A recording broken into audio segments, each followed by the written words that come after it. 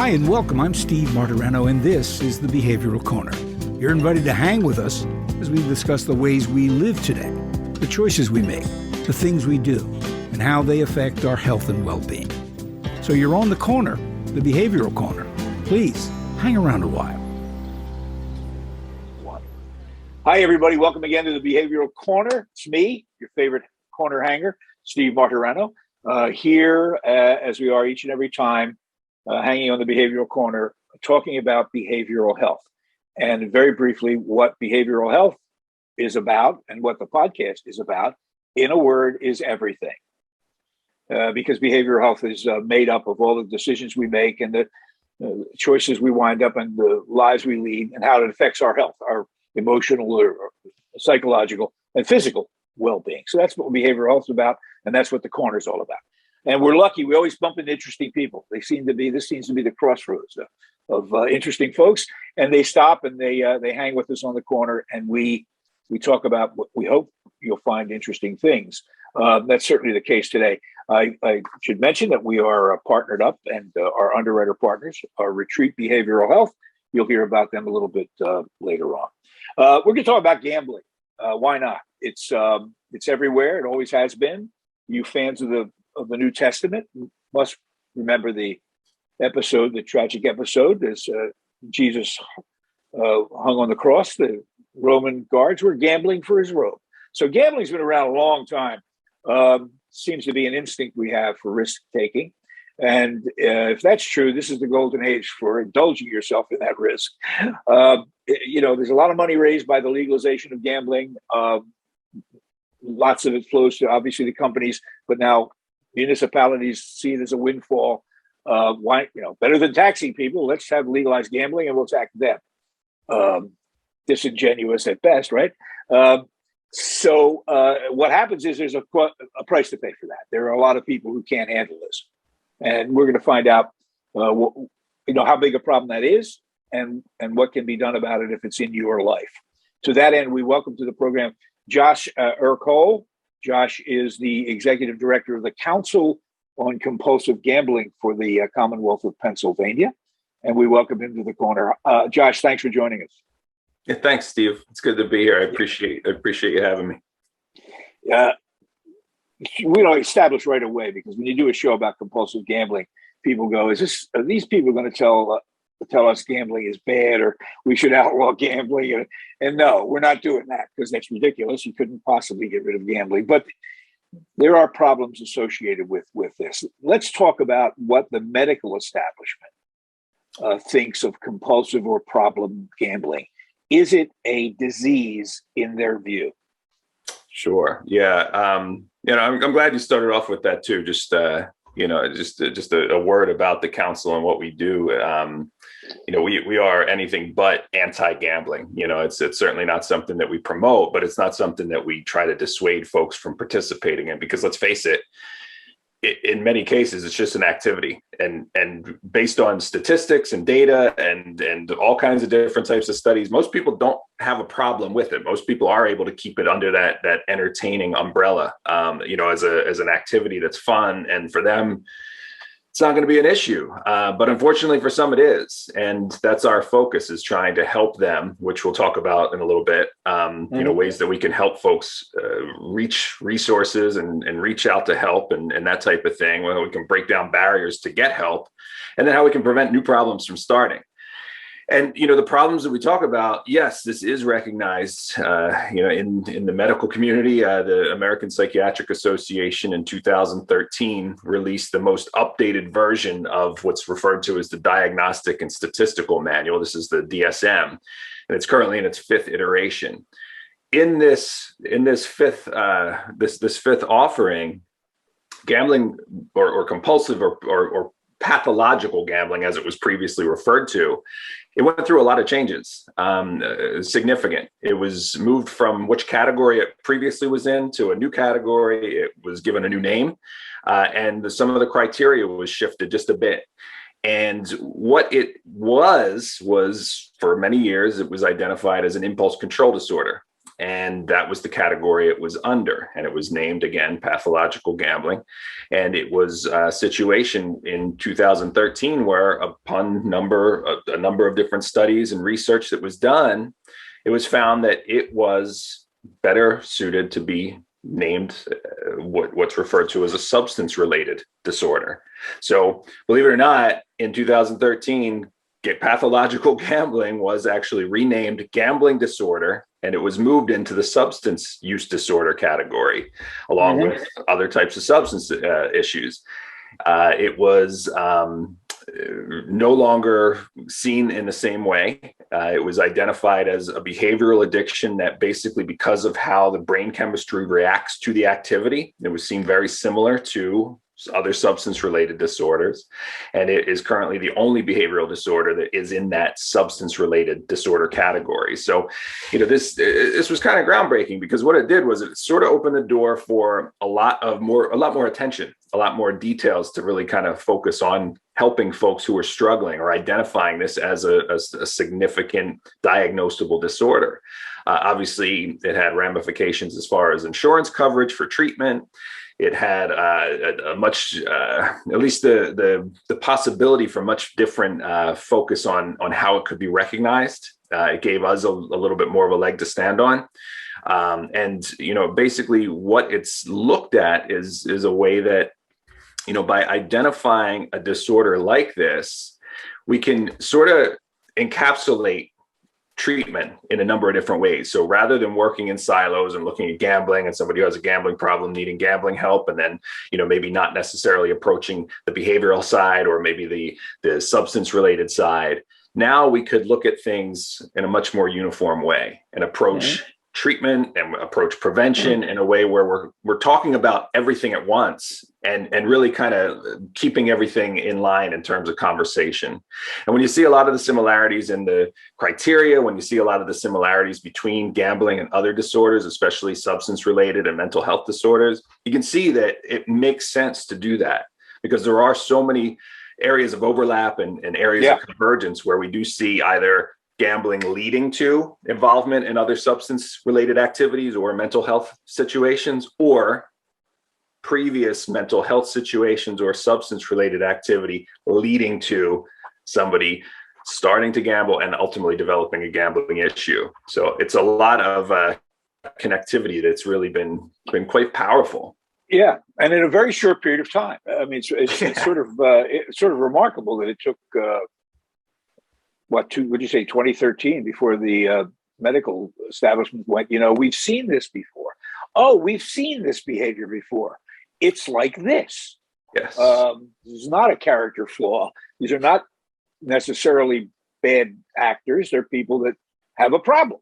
So they changed the designation. And now, as you said, it opens the doors to an enormous amount of research. I wonder if that change in attitude or awareness by the medical establishment had anything at all to do with the proliferation of gambling. I mean, when your neighborhood bookie was the only place you could make the bet, it was underground. Everyone knew what was going on, but there weren't ads, there weren't television commercials, there weren't big buildings being built that flashy lights and come and gamble. So the idea that this might have been a disease was suppressed. Do you think that had something to do with the fact that the medical establishment went, wait a minute, a lot of people are doing this and a lot of people are getting hurt. This is a problem. It's certainly a possibility. I mean, let's face it, there's been a lot more awareness over the course of the past 5 years, 10 years, 15, 20, and you break it down and you do see a lot more attention. You figure in 1978, when New Jersey first got casinos, when they first started opening casinos in Atlantic City, that marked the second state with casino gambling. And just 2 years later, pathological gambling was included in the DSM-3 at that point. Right. Over the course of the past 40 years or so, we've gone from 2 states with casinos to 38 states that have casinos. And not even talking about online gambling and other types of gambling and, lotteries and different types of things that are widely available, much more than we ever saw before, obviously. And in the last 5 years, that's increased exponentially, even in single states like Pennsylvania. So, what that kind of leads toward is, there was more availability. There was more participation. Unfortunately, when you see that combination of those two things, more participation in anything, you're going to have problems. You're going to have problems that continue to grow, and you're going to see an increase in them. So, I think it makes a lot of sense that as we started to see more availability and participation, the problems started to be identified in a greater capacity. That also shed some light on one of the standard responses by the gaming industry that we heard also from the alcohol industry as well, which is, look, this is now legal.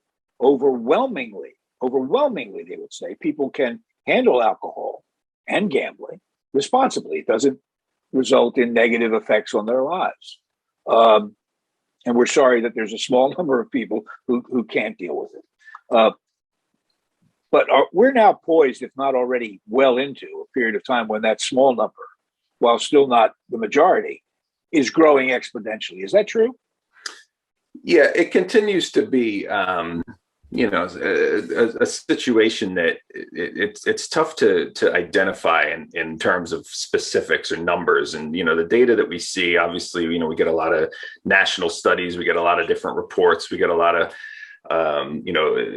numbers that identify what percentage of folks struggle with a disorder versus a problem versus are at risk, and even when that doesn't change, you're absolutely right. When we see the overall population participating in greater numbers and having more access, even if that percentage stays the same, the actual number that is applied to that percentage is going to continue to grow, right?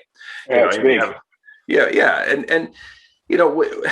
think what we've seen in addition to the shift in the medical community looking at gambling as obviously something that can be identified, I think within the gaming industry in large part, we're starting to see a shift as well in terms of the culture. There's a term that, however you look at it, the term's often responsible gambling, responsible gaming, something along those lines, where by implementing some fairly simple rules, and we'll put a pin in that word simple, things like sticking to limits with the amount of time that you're playing, sticking to limits with how much money you're spending, looking at gambling as a way of having fun and not as a way of coping or a way of making money or whatever the case is.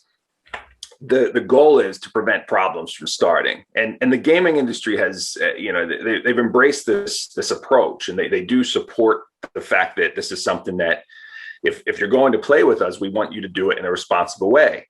Now, the problem is there's some folks out there who aren't going to be able to do that. They're not going to be able to stick to responsible limits. So that's the concern. Is that's great that we can put these tools in place, that we can put these outlines and guidelines in a situation where, to prevent new problems from starting, let's have some protections. And I think Pennsylvania did a great job in terms of establishing some of those protections and really kind of setting things up from the onset of the expansion that we saw a few years ago. But the problem is there are going to be some folks that aren't going to be able to just stick to limits. So that word simple that I use, that's not necessarily going to be something that applies to everybody. And that's our concern, is we want to make sure that if it's not simple for somebody to stay responsible with how they participate, that we're taking it a step further. So, by promoting services, by reaching out to different communities, by trying to break down barriers associated with getting help, and by putting them in touch, and not just with the individual, but I think it's equally, if not even more important, to make family members aware of help, to make family members aware of warning signs and things that they might identify. Because a lot of times what we're going to find, obviously, until somebody's ready to get help, it's going to be a challenge to get them to do that, to seek that help. But if we don't even identify that somebody may have a problem, that's just going to put it that much further away. And the fact of the matter is unlike substance use and other disorders like that, where there's going to be some type of physical impact associated with the issue, a lot of times with gambling, you're not going to see that. You're going to see somebody who's stopping at a casino on their way home from work, or stopping at a casino on their way into work, and their bosses won't know about it, their spouses won't know about it, their kids won't know about it, because the physical signs are very, very limited. And unlike other situations, that's going to be tough. And now there are no limitations. There are no outward signs. You don't have to drive anywhere Right. to engage in this behavior. You can do it from your phone, which means you can do it from your desk at work, just before you put the kids to bed, all night long. Talk a little bit about, because we've mentioned the gambling industry has been around for a very long time, but it's a very recent phenomenon that the states have legalized online gambling. And like everything else the internet has touched, everything else, it has had a profound effect on the business or the process. What's the great, well, you tell me what you think the impact of online gambling now. And for those of you who don't know, as Josh just showed you, you can do it on your phone. You can bet anything, literally anything on your phone. What's going to be the effect of that, do you think? Yeah. So just to kind of, just in case anybody who's listening isn't aware of everything that we have, online gambling in Pennsylvania is nothing new as far as people being able to gamble online on their computer or their phone or whatever the case is. The thing is, they weren't doing it legally. And I don't mean to say that, they were breaking laws or anything like that. I'm not trying to sound dramatic. It was just an unregulated, unlicensed, offshore betting site that they were doing it on. In 2017, in Pennsylvania, we had a huge expansion of gambling, legal gambling. So in addition to things like, legalized fantasy sports and new categories of casinos being legislated, we also, the two major ones were online casino gambling and then sports wagering, which obviously I'm sure most of anybody listening or anybody not listening has seen at least ads or commercials or heard about it. And I think we're seeing a lot of more folks who are aware that sports betting is something that's now legal. Obviously, it's supported not only by the gaming industry, but leagues and commentators, news. I mean, you can't turn anywhere. You can't turn on sports radio. You can't turn on a football game. You can't even turn on a TV channel and just watch a show that has nothing to do with sports without seeing one of the advertisements. Now, all of this came in a very, very short amount of time. Not to mention, it came at a time that was followed very, very soon after by a pandemic where everything shut down. So, this perfect or imperfect storm, however you want to call it, within a couple of year period, we had a rapid expansion that allowed for folks to access gambling basically anywhere within the geographic boundaries of Pennsylvania. So now you're not driving 5 minutes, an hour, 2 hours to the closest casino. Now you're doing it right on your phone or your tablet or your desktop computer, whatever the case is. So that availability obviously was quite remarkable. And then in addition to that, obviously there's these new types of gambling, which led to a whole new, it kind of led to a really interesting breakdown in terms of demographic and participation. So, what we found was this was something that was attractive to a younger crowd. We saw younger folks starting to set up accounts. We saw younger folks starting to participate both in online casino-based gambling, whether it was poker or slots or table games, but also the online sports gambling. Obviously, this now offered folks a chance to switch how they were gambling on sports, how they were, instead of using a bookie, they were now able to do it in a regulated manner. They could get sign-on bonuses, they could get all kinds of different things. Once the pandemic struck, now we saw something really interesting happen. We saw the existing population who was already going to casinos, who was frequenting them, they couldn't go. Right? Everything shut down. So now what do? Well, I'm going to try it online because I can still access the same activity. So we saw new accounts being set up by these folks. And then what else is interesting is you also had folks that I don't gamble at all. I don't really do that. It's not my thing, but I can't go to work. I can't go out. I can't see my friends. So what can I do? Oh, I keep turning on the TV and I see these ads. Maybe I'll try it out. Maybe it'll be fun. So now you have 3 different groups that just a year before weren't doing something, now starting to set up accounts. And, obviously with that obviously resulted in a tremendous amount of revenue that was generated. But what we've been seeing over the course of the past 18 months or so is this frequent increase in calls to the helpline. identifying that online gambling has become increasingly problematic for them, that the situation that they thought was just something that would be entertaining to get them through this shutdown period has now become something that they're doing a little bit too much. And what's interesting is when you talk to people, when we talk to people, we always it always comes back to money. That's the association with gambling problems. Oh, why don't people just stop? Don't they work? I work too hard for my money. I don't want to lose money. Why would they keep spending money? Why don't they identify it? What's really important about this is, yes, money does come into play a lot, and that is often identified as one of the frequent issues. That is largely in part, not necessarily to huge bets being placed, but more frequently what we see is the continued, the rapid continuous play that is available. And, this kind of goes into the question you were asking, is some of the changes that we've seen. This online availability has increased the speed and availability just exponentially. I mean, things are just meteorically different than they were just a couple of years ago. Yeah, being able to go ahead. Sorry. No, I just wanted to share this because you hit on something that I've said for a long time. I'll never forget the first time I was in an airport in Rhode Island, mind you. And I was looking at video screens for flights information. And then there was another video screen that kept flashing grids of numbers. Okay. I found out later that it was Keno. If you don't know what Keno is just what Josh talked about, an absolute mainline shot, allowing you to gamble, just pick numbers. They come up every 20 minutes or so. You can do it in Vegas. It's a casino game. You can do it in Vegas. It's just to keep that action going. And now you've got the ability to do very much like that on your telephone. It's simply amazing. And when you talk about the numbers, the one that took my breath away was that in Pennsylvania, prior to certainly the pandemic and online legalization of online casino gambling, the numbers were relatively modest. I mean, $30 or $40 million in 2019, and that number jumped to over $500 million in 1 year.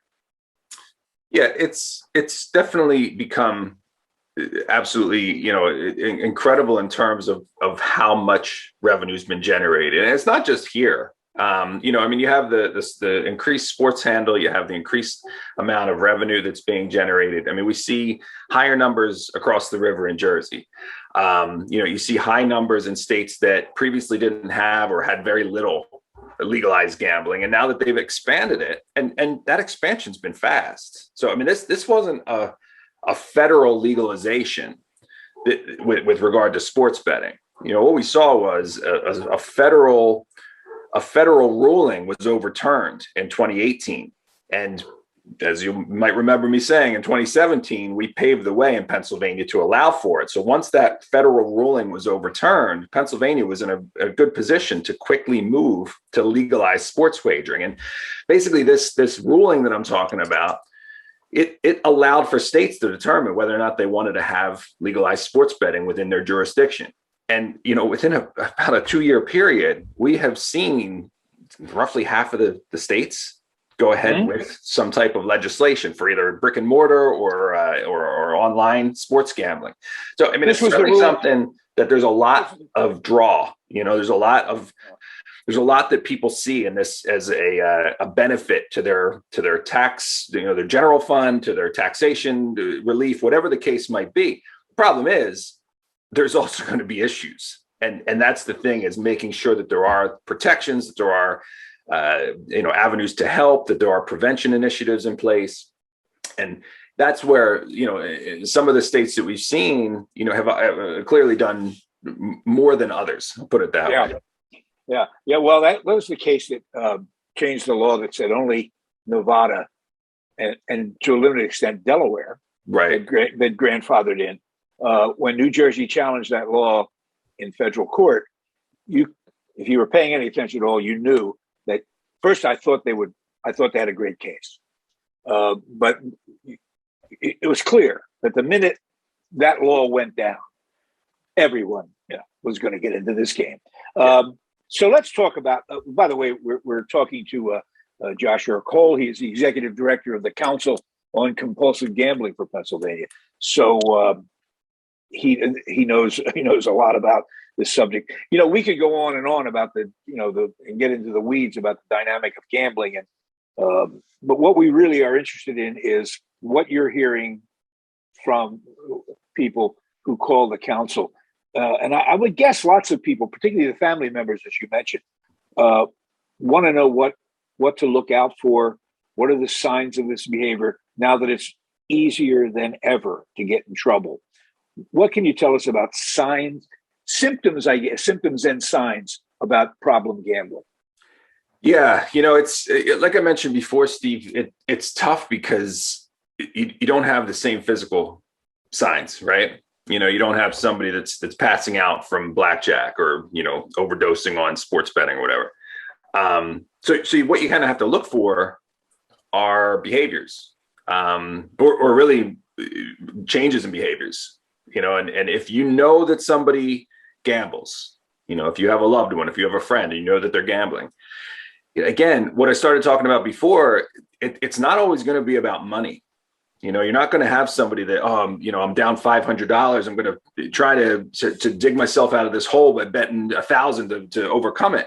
This could be a situation where either that increased frequency of play starts to kind of overtake their thinking, starts to overtake their judgment, starts to cloud how they're rationalizing, and then become ultimately preoccupied with gambling. So, like, leave me alone. I have to place my bets. Leave me alone. I'm watching the game. I don't want to do this. You guys go. I'm going to stay here and do this. And, I have all these things lined up.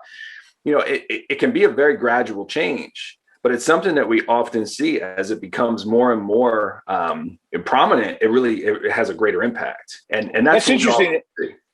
It's interesting. I mean, that's the great point. If people who suspect that there is a potential problem, either personally or in the family, wait to see it manifested as a financial thing. If you first discover that there's a gambling problem because the bank, your accounts have been drained, you missed the boat. Because it's about watching people's behavior. That's what the key element is. I mean, really, the criteria that I talked about before, with the exception of bailouts or receiving financial assistance to pay off debts, really money, the amount of money, that's not a component of the criteria for a gambling disorder diagnosis. It's all about the behaviors associated with it and how folks interpret, how folks feel, elements of withdrawal, very similar to substance use when trying to stop, increased tolerance, needing to maybe bet more frequently or increase the amount that you're betting with. Preoccupation is a big one, risking relationships or things like that. But it's not about, oh, geez, I've bet so much money or I've bet, $10,000 and lost it. So now I have a gambling problem. Again, that's all going to be relative. But if somebody is, missing important life events, placing 15-cent bet after 15-cent bet to try to win back previous losses, to try to, continue staying in the game and come out ahead. If it's changing how they're approaching watching a game or playing any type of casino game, if it's something like that, again, the financial impact can happen really quickly, with the amount, so, growing up, just talking about sports betting or talking about, Atlantic City, the casinos when they first arrived. You remember the old slot machines, the one-armed bandits, where you put in a quarter, spin pull the reel and the reels would spin and it would stop and then it would stop and it would stop. That's entirely different today, right? I mean, now you have a button, hit a button, hit a button. Hit a button. So it's very fast. Same thing with sports betting. I remember going to Eagles games as a kid. And I remember my dad would tell me, see all the guys at the phone, the pay phone, there'd be a line of men at the pay phone. We'd go to the 1:00 game, halftime. The line at the pay phones was just huge. He said a lot of them, they're probably placing their 4:00 bets, trying to get their bets in with their bookies. Well, totally different, right? It's countless how many wagers you can place within a single sporting event now. You can is this next play going to be a run play? Is it going to be a passing play? Is it going to be a first down? What's he going to do on 3rd and 10? So you don't need to bet a lot of money. It doesn't necessarily need to be that. It's going to be how your involvement is. You know what's interesting about this? Charles Barkley, the great Charles Barkley, when it was revealed several years ago that he acknowledged it, that he had gambled something like $40 million. Mm-hmm. I think his initial reaction was to immediately appear embarrassed and say, I guess I have a problem. And then a couple of years later, his attitude changed completely. He said, no, I don't have a problem. I'm rich. Can afford it. I got more money, and I enjoy gambling, and it didn't hurt anybody. So in that sense, I guess he didn't have a problem. Do you know what I mean? Well, does that make sense? Or did he, in your view? So, what I would recommend in terms of a way to look at it is, so financially, he may not have been in jeopardy or dramatically impacted. But again, if you were going to take each of the 9 criteria associated with a gambling disorder and remove the financial piece from the situation, maybe he's never received a bailout to get him out of financial debt. Right. But I would be willing to suspect that he is probably meeting a good number of the other criteria. And the issue is you don't need to meet all 9 of those criteria in order to receive a diagnosis. You only need to meet 4 of the 9. And the fact is, if he's going through preoccupation, if he is betting more and more, let's face it, if you're betting $40 million, you probably didn't start out betting high numbers like that. So there's probably some type of increased tolerance for him to get that same thrill, that same rush, right? Mm-hmm. If he is feeling the need to win back losses, I'm going to focus on I'm going to keep playing until I win back what I've lost so far.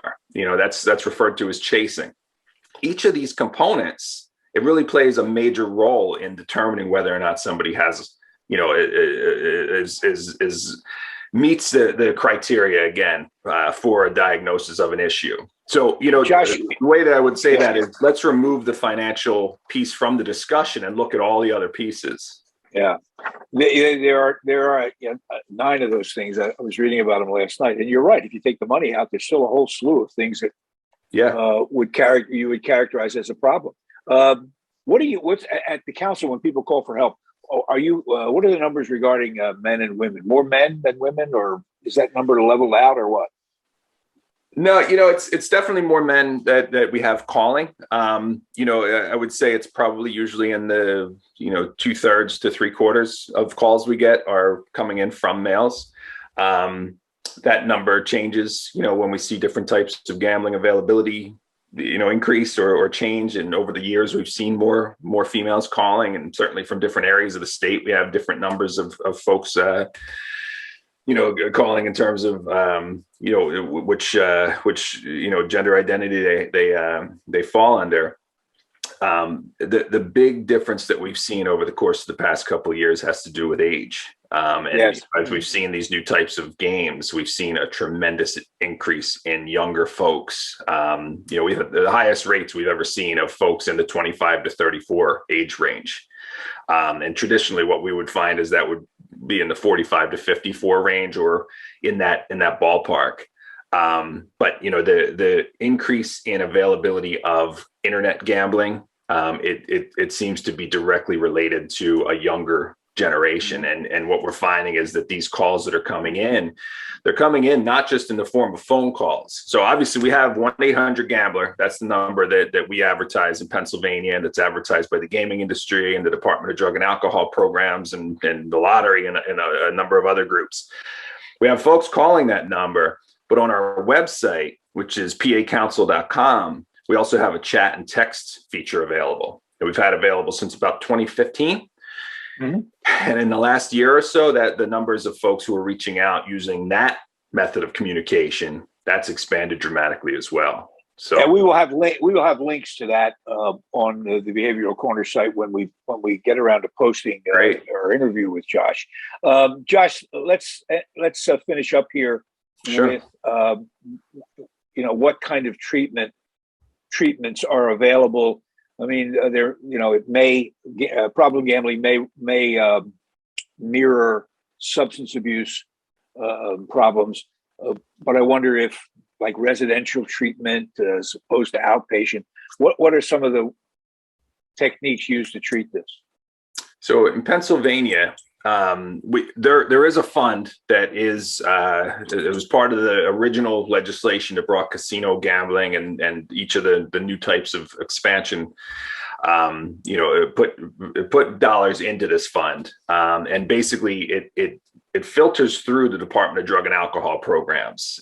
This covers treatment, it covers prevention.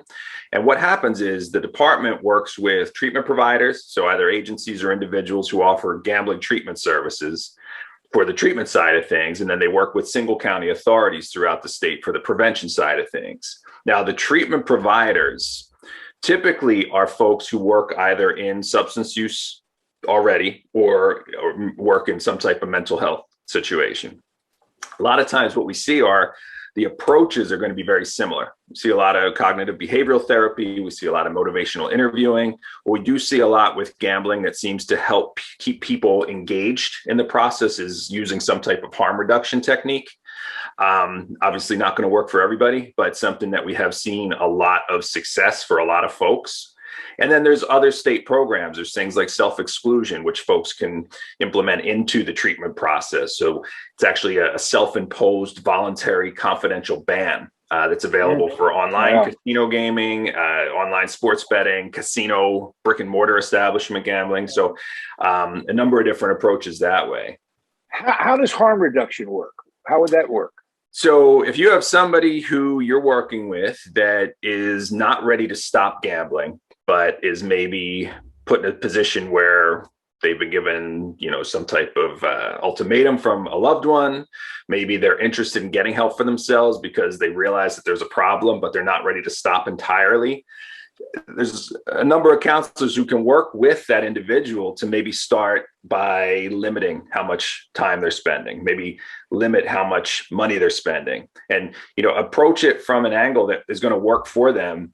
Again, not to solve the problem or not to allow them to continue gambling, but to keep them coming back. That's the goal. Is if you meet with somebody in that initial session and they never come back again, well, you're not going to help. That's not going to fix their problem. And not to say that if somebody does come in and they say, well, I can limit it to 2 hours this week, or I can limit it to 10 hours this week, that's going to be, the be all end all. The ultimate goal may still be abstinence from gambling, but to get to that point, it might not be something that they're able to do overnight. So working in stages and meeting them where they're at, and that's where that motivational interviewing approach really comes into play.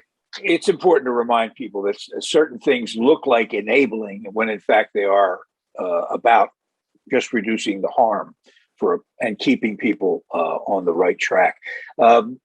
Josh Ercole, thanks so much. Again, Josh's organization is the Council on Compulsive Gambling for PA. If you're listening to this someplace else, I'll bet you can be directed to one in your area as well. We'll have a link up there so you can. It's a great site, a lot of information on it. And of course, 1-800 is it Gambler or Gamblers? Gambler, right? Gambler. Yep. 1-800 Gambler. Yeah. 1-800 Gambler. And again, this is a 24/7. Obviously, the website's up 24/7, but the service is 24/7. So folks can call anytime. It's confidential. It's a free call. We have live helpline specialists ready to take calls at any point. Again, via chat, call, or text. And I encourage people, call for information. If you're curious, if you're even thinking about, you're not locking yourself into anything. So if there's somebody that you're working with, if there's somebody a loved one, don't be afraid to call. I know it's a huge step. It really is, but it's a huge step in a really, really positive direction. So we encourage folks to call if there's any question about, the issues that they might be facing. If they're struggling, we have I don't want to call it a quiz, but we have a questionnaire, a survey on our website that kind of focuses on, do I have a gambling issue? And it's a great tool for folks to use to see if maybe I'm taking things a little bit too far. I didn't really recognize that maybe the things that I'm doing could be putting me in a problematic position. So, Yeah. again, just kind of chipping away at it from that angle. That's the goal. Well, Josh, thanks so much. We appreciate you shedding a lot more light on this that needs to be shed. And I'm glad we can leave people with this, which is clearly true when it comes to the issue of problem gambling. The only sure thing is that there's help. That's the only bet that you can't lose on. There's help out there, but you got to go looking for it and you got to want it. Thanks, Josh. We hope we can have you as a topic. We can talk about a lot of stuff for a lot. It's a fascinating dynamic. Thanks for your work. Thanks for joining us on the corner. Thank you guys for hanging with us as well. Don't forget to follow us, on Facebook and do all that stuff about liking us. We like to be liked. And we'll catch you next time on the Behavioral Corner. Take care. Retreat Behavioral Health has proudly been serving the community for over 10 years. Here at Retreat, we believe in the power of connection and quality care. We offer comprehensive, holistic, and compassionate treatment from industry-leading experts. Call 855-802-6600 or visit us at www.retreatbehavioralhealth.com to begin your journey today.